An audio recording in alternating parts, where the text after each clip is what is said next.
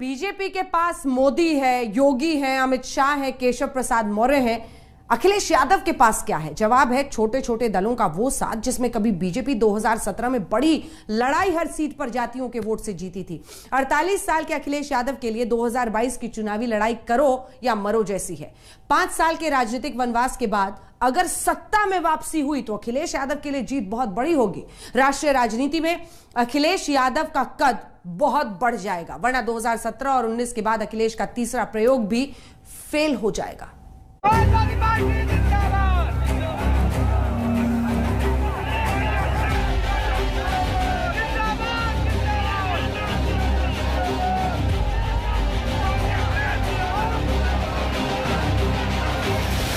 जो संकल्प पत्र इन्होंने जनता के बीच में रखा था 2017 में, वो इन्होंने कूड़ेदान में फेंक दिया। इसलिए पूरी तरीके से उत्तर प्रदेश की जनता इनको इस बार हटाने का काम करेगी। 10 मार्च में उत्तर प्रदेश से भारतीय जनता पार्टी का सफाया होगा। उत्तर प्रदेश में ऐलाने जंग होने के साथ ही अपना खोया हुआ गढ़ पाने के लिए इन्हीं शब्दों के साथ अखिलेश यादव हुंकार भरते हैं। अखिलेश 22 में बदलाव और 22 में बाइसिकल के नारे के साथ विजय रथ पर सवार है। लाल टोपी पर प्रधानमंत्री की टिप्पणी से लेकर समाजवादी इत्र पर उठे सवालों पर अखिलेश फ्रंट फुट पर बैटिंग करते दिख चुके हैं। एक तरफ पूरी बीजेपी की चुनावी मशीनरी, दूसरी तरफ अकेले ताल ठोकते अखिलेश यादव। लाल टोपी वालों को सरकार बनानी है, आतंकवादियों पर मेहरबानी दिखाने के लिए, आतंकियों को जेल से छुड़ाने के लिए। और इसलिए याद रखिए, लाल टोपी वाले यूपी के लिए रेड अलर्ट है, रेड अलर्ट। 2017 से पहले भ्रष्टाचार का जो इत्र उन्होंने पूरे यूपी में छिड़क रखा था, वो फिर सबके सामने आ गया। क्या 2022 के चुनाव में अखिलेश यादव बीजेपी को उसी के हथियार से लड़ पाएंगे? सब मिल गए, एक साथ हो गए। ये बहुरंगी जो इंद्रधनुष बनाया है, यही भारतीय जनता पार्टी का सफाया करेंगे। वो एक रंग वाले लोग क्या किसी के जीवन में रंग लाएंगे? क्या उत्तर प्रदेश में पूरब से पश्चिम तक किलेबंदी कर रहे अखिलेश बीजेपी का खेल रोक पाएंगे? के समाज को जो धोखा देने का काम किया है, आपके समाज का जो हक छीनने का काम किया है, यही समाज के लोग मिलकर के डॉक्टर संजय सिंह चौहान के अपील पर भारतीय जनता पार्टी को उत्तर प्रदेश से हटाने का काम करेंगे। 2022 के उत्तर प्रदेश चुनाव में बीजेपी और समाजवादी पार्टी में सीधी टक्कर। इस जंग को जीतने के लिए बीजेपी विकास और डबल इंजन की सरकार पर चलती है। जिस समय वोट डाला जाएगा तो एक वोट तो ये डालेंगे अपने अपमान का जो धोखा दिया है, और दूसरा वोट साइकिल की रफ्तार बढ़ाने के लिए वोट डालेंगे। कि यहीं से दरवाजा खुला था भारतीय जनता पार्टी का, यहीं से सत्ता में पहुंचे हैं।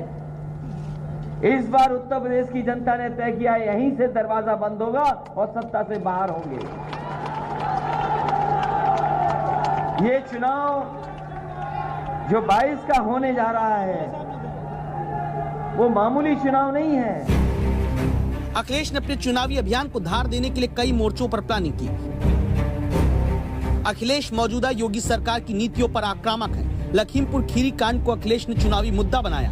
महंगाई बेरोजगारी के मुद्दे पर चुनावी अभियान केंद्रित कर रखा है। जिन्ना पर दिए बयान पर विवाद को देखते हुए रणनीति बदल दी। यूपी में अपने कार्यकाल के दौरान किए गए काम गिनाते हैं। मुफ्त बिजली से लेकर मुफ्त लैपटॉप देने का वादा कर चुके हैं। पार्टी के फैसले पर बाद में विधानसभा चुनाव भी लड़ सकते हैं। अब इलेक्शन कमीशन ने जो नियम बनाए, उन नियमों का पालन समाजवादी पार्टी करेगी, और जो भी नियम उसके बाद बनेंगे उनको भी पालन कर करके चुनाव लड़ेगी। जहां तक सवाल भारतीय जनता पार्टी का है, क्योंकि डिजिटल प्लेटफॉर्म पर, चैनलों पर हावी भारतीय जनता पार्टी है, उन पर काबिलियत है, या उनकी सरकारें ऐसी थी जो आज उनके पास ज्यादा स्पेस है। कम से कम इलेक्शन कमीशन ये तय करे कि जो नेशनल चैनल्स हैं उन पे रीजनल पार्टीज को भी स्पेस मिले। इतना ही नहीं, पूरब से पश्चिम तक बीजेपी की घेराबंदी के लिए अखिलेश ने इस बार छोटे दलों को अपने साथ जोड़ा। यहां तक कि चाचा शिवपाल भी अब भतीजे अखिलेश की गद्दी पर बैठने के लिए मान गए। 2017 के चुनाव में मिली हार के बाद अखिलेश यादव जो बात अच्छे से सीख चुके हैं वो ये कि बिना छोटे दलों को साथ लिए अपने दम पर बीजेपी को नहीं हरा सकते। इसीलिए अखिलेश ने अमित शाह के ही पुराने फॉर्मूले से बीजेपी को रोकने की रणनीति बनाई। बीजेपी की पश्चिम से पूरब तक की घेराबंदी के इस गेम प्लान में अखिलेश की टीम के पहले सदस्य हैं जयंत चौधरी, जिनके साथ मिलकर अखिलेश पश्चिमी उत्तर प्रदेश में बीजेपी को हराना चाहते हैं। पूर्वी उत्तर प्रदेश को ध्यान में रखकर अखिलेश ने ओम प्रकाश राजभर की सुहेल देव भारतीय समाज पार्टी, डॉक्टर संजय सिंह चौहान की जनवादी पार्टी सोशलिस्ट, कृष्णा पटेल की अपना दल के को साइकिल के साथ जोड़ा है। वहीं रोहिलखंड के लिए उन्होंने महान दल के केशव देव मौर्य से गठबंधन किया। पूर्वांचल में ओम प्रकाश राजभर भारतीय जनता पार्टी को जमीन में दफना के दिखाऊंगा, देखिएगा। इन्हें घमंड हो कि कोई काम बोले हिंदू खतरे में नहीं साथी, भारतीय जनता पार्टी की कुर्सी खतरे में है, 2022 में जाने वाली है। पश्चिमी उत्तर प्रदेश अखिलेश के लिए बहुत अहम है। 2013 में मुजफ्फरनगर के दंगों के बाद यहां से राष्ट्रीय लोकदल और समाजवादी पार्टी लगभग साफ हो चुके हैं, लेकिन किसान आंदोलन के बाद जब दावा किया जाता है कि जाट बीजेपी से नाराज हो सकते हैं, ऐसे में अखिलेश को उम्मीद है कि आरएलडी को साथ लाकर वो कुछ कमाल कर सकते हैं। लेकिन छोटे छोटे दलों से भी क्या अखिलेश यादव 47 सीट से बढ़कर 200 सीट के पार पहुंच पाएंगे? क्योंकि अब तक तो अखिलेश यादव मुस्लिम यादव समीकरण के दम पर ही बड़ा वोट शेयर पाते रहे। 2019 के लोकसभा चुनाव में उत्तर प्रदेश में समाजवादी पार्टी जब मायावती के साथ गठबंधन बनाकर उतरी तो 73% मुस्लिमों ने वोट दिया। यादवों का 60% वोट अखिलेश के खाते में आया। 2014 के चुनाव में समाजवादी पार्टी को मुस्लिमों का 58% हिस्सा और यादव वोट शेयर का 53% हिस्सा मिला था। इनके अलावा बाकी जातियों का बहुत छोटा हिस्सा ही समाजवादी पार्टी के हिस्से आया। अभी जब यूपी में बहुसंख्यक वोट का बड़ा तबका बीजेपी के साथ 2014 से चुंबक की तरह जुड़ा हुआ है, तो अखिलेश यादव क्या करेंगे? समाजवादी पार्टी की बदली रणनीति समझने के लिए एक बयान सुनते हैं। भाइयों की विजय होगी, हमारे दलित भाइयों की विजय होगी, हमारे अल्पसंख्यक भाइयों की विजय होगी। गंगा मैया का आशीर्वाद किसने लिया था बताओ? एक समय गंगा मैया का आशीर्वाद मिला था किसी को और उन्होंने भरोसा दिलाया था कि मां गंगा मैया को हम साफ सुथरा कर देंगे। बताओ आज कितने साल पूरे हो गए हैं? बताओ हमें कानपुर वाले लोगों, कहां गंगा मैया साफ हो गई?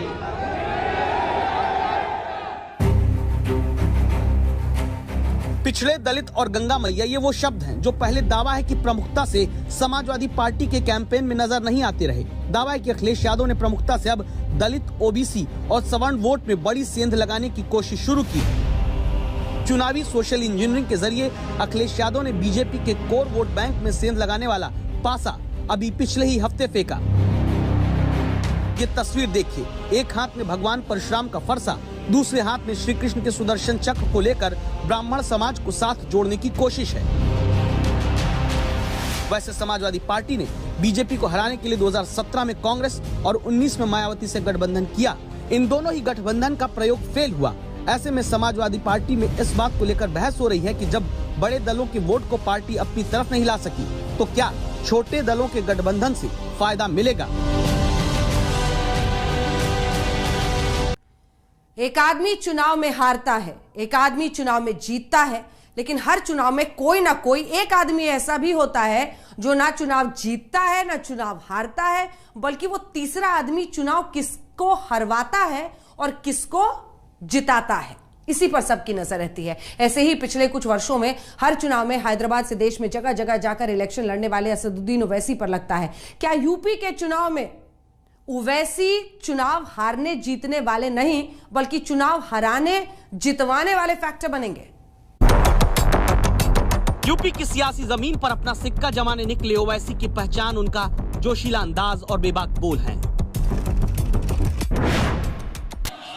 अगर तुमको सत्ता मिलती है तो क्या तुम डिप्टी सीएम बनाओगे? नहीं बनाओगे। किसको बनाएंगे? जाट को बनाएंगे। किसको बनाएंगे? जाट को बनाएंगे। ये तय हो गया।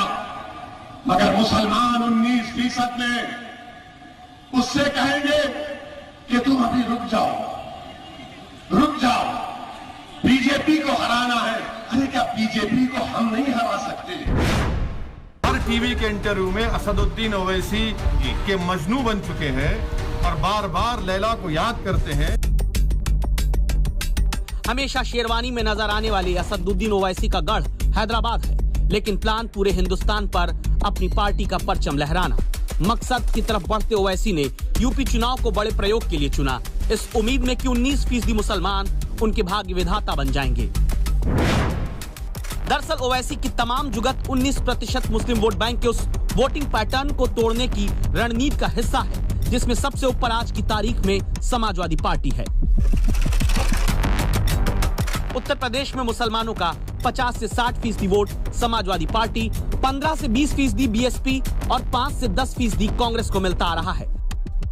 सपा, बसपा और कांग्रेस की तिकड़ी में बटे मुसलमानों का एक मुश्त हक पाने के लिए ओवैसी भड़काऊ बयान देते हैं। आजम खान के जेल जाने से साबित करने की कोशिश करते हैं कि हर सेक्युलर दल मुसलमानों को छलता है, खासकर समाजवादी पार्टी। सरकार तुम्हारी थी, तुमने बहुत से काम किए, तुमने दूध भी घर लेकर चले गए, मलाई भी खा लिए, दही भी खा लिए, सबको खा लिया तुमने, मगर जेल में आजम है और कोई सीबीआई इंक्वायरी इन पर नहीं है। मोदी जी, आपका अखिलेश का क्या रिश्ता है?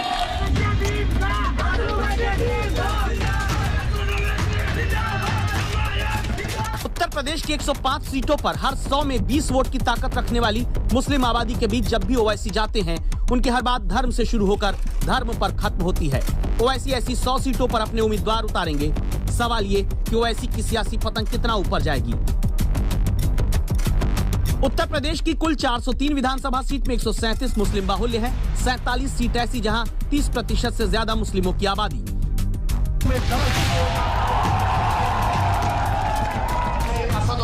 यूपी में चुनावी सभा कहीं भी हुई हो, पूर्वी या पश्चिमी उत्तर प्रदेश, ओवैसी के भाषण का स्टाइल एक रहता है।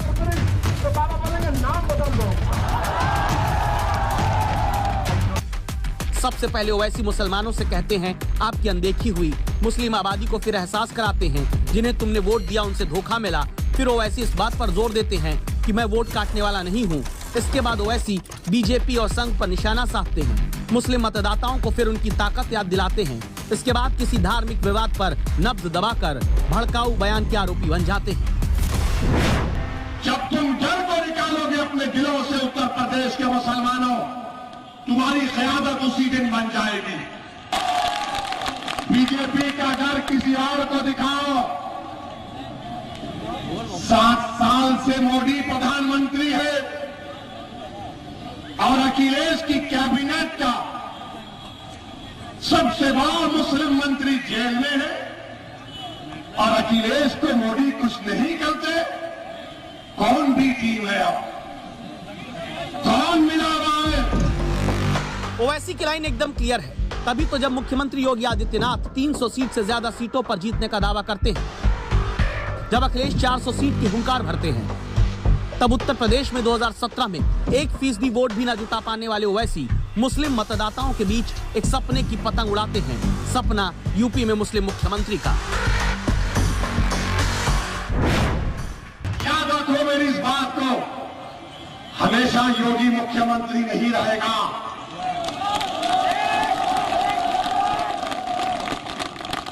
हमेशा मोदी प्रधानमंत्री नहीं रहेगा और हम मुसलमान वक्त के एतबार से खामोश जरूर है, मगर याद रखो हम तुम्हारे जुल्म को भूलने वाले नहीं हैं। यूपी में 10% आबादी की ताकत वाले ब्राह्मण समाज से 6 मुख्यमंत्री बन चुके हैं। 8.5% क्षत्रिय वोट बैंक की ताकत वाले 5 राजपूत भी यूपी में सीएम बने। 8.5% यादव समाज से भी 3 मुख्यमंत्री उत्तर प्रदेश चला चुके, लेकिन करीब 20% की ताकत वाले मुस्लिम समुदाय का कोई मुख्यमंत्री यूपी में नहीं बना। दरअसल मुस्लिम मतदाताओं को उनकी ताकत का एहसास ओवैसी कराना चाहते हैं, क्योंकि देश में सबसे ज्यादा आबादी वाले राज्य यूपी की जमीनी हकीकत ये भी है कि एक भी मुस्लिम उम्मीदवार को उतारे बिना 2017 में बीजेपी 300 से ज्यादा सीटों के साथ राजयोग हासिल कर चुकी है। 17 के विधानसभा चुनाव में समाजवादी पार्टी ने 57 मुस्लिमों को टिकट दिया, जीत सिर्फ 17 को मिली। मायावती ने 99 मुस्लिम कैंडिडेट उतारे, जीते सिर्फ 5। कांग्रेस के 22 अल्पसंख्यक उम्मीदवारों में 2 के हाथ जीत आई। ऐसे वोटों के बंटवारे के बीच बीजेपी अब्बाजान के बहाने अखिलेश राज का मुस्लिम तुष्टीकरण याद दिला चुकी है। ओवैसी भी मुस्लिमों से धोखे के लिए बीजेपी विरोधियों को ही घेरते हैं। यही तो बीजेपी कर रही है, नफरत फैलाना चाहती है। उस्ताद बिस्मिल्लाह खान का नाम तो नरेंद्र मोदी ले लिए, तो उस्ताद बिस्मिल्लाह खान बांसुरी नहीं बजाएंगे। नाम तो ले लिए, मगर ये क्या पोस्टर है फिर? ये सब सरकार कर रही है, नफरत फैलाना मुसलमानों के खिलाफ। अब उत्तर प्रदेश की चुनावी थाली में जब बाकी दल जाति समूहों के मिक्स वेज पर फोकस कर रहे हैं, तो ओवैसी का लक्ष्य सिंगल मील वोट बैंक यानी मुसलमान पर। मुस्लिम वोट बैंक पाने की इस होड़ में वोट काटने वाले वोट कटवा की छवि ओवैसी की सबसे बड़ी दुश्मन है। जानकार मानते हैं कि ओवैसी की सियासी महत्वाकांक्षाएं बीजेपी की राह में फूल का काम करेंगी और बीजेपी को सीधी टक्कर दे रही समाजवादी पार्टी की राह में पत्थर का। यहाँ ओवैसी की कोशिश समाजवादी पार्टी के मुस्लिम यादव वोट बैंक को तोड़कर अपनी सियासी जमीन बनाना है। सवाल ये है, क्या लखनऊ की लड़ाई में मुस्लिम मुख्यमंत्री का सपना दिखाकर ओवैसी अपना खेल बनाने से ज्यादा किसी का खेल बिगाड़ने वाले हैं? उत्तर प्रदेश के चुनावी दंगल में कुछ ऐसे खिलाड़ी भी हैं जो साइलेंट हैं। एक मायावती और दूसरी प्रियंका गांधी। ये 2 चेहरे हैं जिनको लेकर अभी सियासी भविष्यवाणी नहीं हो रही, लेकिन आधी आबादी पर प्रियंका गांधी का दांव बैठ गया तो 2022 की तस्वीर बदल सकती है। वहीं उत्तर प्रदेश की पूर्व मुख्यमंत्री और बीएसपी सुप्रीमो 2022 में 2007 जैसी जीत रिपीट करने का दावा कर रही हैं। यूपी चुनाव में प्रियंका और मायावती का फैक्टर समझे बिना यूपी चुनावी की जो पूरी पिक्चर है वो अधूरी रह जाएगी, इसलिए देखिए। हाथरस से लखीमपुर खीरी तक प्रियंका गांधी वाड्रा ने अपने तेवरों से उत्तर प्रदेश में लखनऊ की लड़ाई में साफ किया कि वो पीड़ितों की आवाज बनकर सड़क पर उतरती हैं। प्रियंका ने मिशन यूपी के लिए चुनावी अभियान लॉन्च किया, उसके केंद्र बिंदु में भी आधी आबादी रही। और अगर हम सब महिलाएं ये समझ लें, एकजुट हो जाएं, तो एक इतना बड़ा फोर्स बनेगा कि हम समाज को, राजनीति को, अपने भविष्य को खुद बदल पाएंगे। अत्याचार हो रहा है, बलात्कार हुआ है, अपराधियों पर आप एक्शन नहीं ले रहे हैं, उल्टा आप महिला के परिवार पर और महिला पर आरोप लगा रहे हैं। और उस परिवार पर क्या नहीं बीता, उन परिवारों पर क्या नहीं बीता, मैं बता भी नहीं सकती। इस मेरे पर, मुझ पर, मेरी राजनीति पर भी एक बहुत बहुत गहरा प्रभाव पड़ा है इन एक्सपीरियंसेस से। लड़की हूं लड़ सकती हूं के स्लोगन के साथ प्रियंका का चुनावी अभियान आगे बढ़ रहा है। निशाने पर उत्तर प्रदेश की 7 करोड़ महिला वोटर हैं। उत्तर प्रदेश चुनाव के अतीत को देखें तो वर्तमान और सियासी भविष्य समझना कठिन नहीं। 2007 चुनाव में महिलाओं की पहली पसंद बीएसपी थी, उसे सत्ता की गद्दी मिली। 2012 में आधी आबादी ने समाजवादी पार्टी को वोट दिया, अखिलेश सीएम बने। 2017 में महिलाओं का बड़ा वोट बीजेपी की तरफ झुका, मुख्यमंत्री योगी आदित्यनाथ बने। सरल शब्दों में समझे तो आधी आबादी बड़ा फैक्टर है। इस बार प्रियंका गांधी ने आधी आबादी पर दांव खेला। ऐलान यही कि टिकट वितरण में 40% महिलाओं को हक होगा, लड़कियों को मुफ्त स्कूटी देंगी। इसके पीछे सियासी गणित क्या है, जान लीजिए। पिछली बार उत्तर प्रदेश में कुल मतदाताओं की संख्या 14 करोड़ 71 लाख 43,298 थी, जो अब बढ़कर 15 करोड़ 2 लाख 84,005 हो गई। महिला पुरुष मतदाताओं की बात करें तो उत्तर प्रदेश में 8 करोड़ 4 लाख 52,736 पुरुष वोटर हैं। महिलाओं की संख्या 6 करोड़ 98 लाख 22,416। इस बार वोटर लिस्ट में कुल 52,80,882 मतदाताओं के नए नाम जोड़े गए। नए मतदाताओं में पुरुष 23,92,258 हैं, महिला मतदाता नई 28,86,988। इधर प्रियंका की एंट्री से सर्दी के मौसम में उत्तर प्रदेश की राजनीति में गर्माहट आई। मायावती अपने टेस्टेड सोशल इंजीनियरिंग के जरिए यूपी में उलटफेर चाहती हैं। मायावती ने साल 2007 के चुनावी फॉर्मूले को दोहराया। प्रदेश भर में ब्राह्मण सम्मेलन किए। जिन हिंदू प्रतीकों के विरोध के साथ बहुजन की राजनीति शुरू हुई, उन्हीं प्रतीकों को हाथ में लेकर ब्राह्मणों को आगे बढ़ाने की बात मायावती कहती हैं। इस प्रकार से हमने आप लोगों के हितों का, अकेले दलितों का नहीं, पिछड़ों का नहीं, अकलियतों का नहीं, बल्कि अपर कास्ट समाज के लोगों का भी, तो हमने सर्व समाज के हितों का हर स्तर पर हर मामले में पूरा ध्यान रखा। ब्राह्मण वोट वाला प्रयोग मायावती इस बार भी इसलिए करती हैं क्योंकि 2007 में जब मायावती सत्ता में आई तब उनके अपने दलित वोट के साथ ब्राह्मण और मुस्लिम जुड़े थे। 2007 में बीएसपी ने 86 ब्राह्मण उम्मीदवार उतारे, 40 जीते, 61 मुस्लिम उम्मीदवारों में 29 जीते। 2012 में मुस्लिम वोट बीएसपी का खिसकने लगा जब ज्यादातर मुस्लिम आबादी वाली सीट बीएसपी के मुकाबले अखिलेश यादव की पार्टी जीती। 2014 के लोकसभा चुनावों में पता चला कि समाजवादी पार्टी को मुस्लिमों ने 58% वोट दिया, बीएसपी के खाते में 18% वोट आया। 2017 में मायावती ने पश्चिमी यूपी का जिम्मा नसीमुद्दीन सिद्दीकी और पूर्वी यूपी का जिम्मा मुख्तार अंसारी एंड फैमिली को देकर मुस्लिम वोट पाने का जुगाड़ बैठाया, कामयाबी नहीं मिली थी। ऐसे में जब मुस्लिम वोट छिटकता दिखा, कोई बड़ा मुस्लिम चेहरा पार्टी के पास नहीं, तो सत्ते पर सत्ता के दूसरा प्रयोग मायावती ने मुख्तार अंसारी को टिकट न देने का ऐलान करके किया ताकि समाज की राजनीतिक जमीन पर एक धड़े से दूरी दिखाकर ब्राह्मण वोट को करीब लाया जा सके। पुराना व्हाट्सएप मैसेज है कि भले इलेक्शन 7 चरणों में हो रहा है, लेकिन असल में हर चुनाव 2 चरण में होता है। पहले नेता जनता के चरण में और फिर जनता नेता के चरण में।